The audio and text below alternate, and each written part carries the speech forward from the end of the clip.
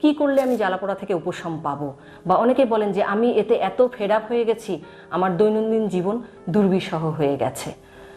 পরামর্শ হলো, চিকিৎসা নির্ভর করবে আপনার কি কারণে জ্বালাপোড়া হচ্ছে তার উপর।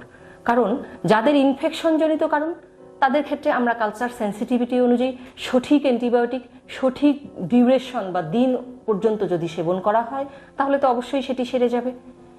দ্বিতীয়ত আসি, যাদের পানি শূন্যতার কারণে জ্বালাপোড়া, তারা পরিমিত পানি পান করুন, পানিটাকে ভাগ ভাগ করে পান করুন। দীর্ঘক্ষণ পানি না পান করার কারণে অনেক সময় হয় রমজানে আমরা পারছি না, কিন্তু অন্য সময় আমরা চেষ্টা করব সারাদিনে ভাগ ভাগ করে পানিটা পান করবার। তাহলে কিন্তু পানি শূন্যতা না থাকলেই জ্বালাপোড়া ভালো হয়ে যাবে। এক্ষেত্রে কিন্তু কোনো ঔষধের প্রয়োজন নেই।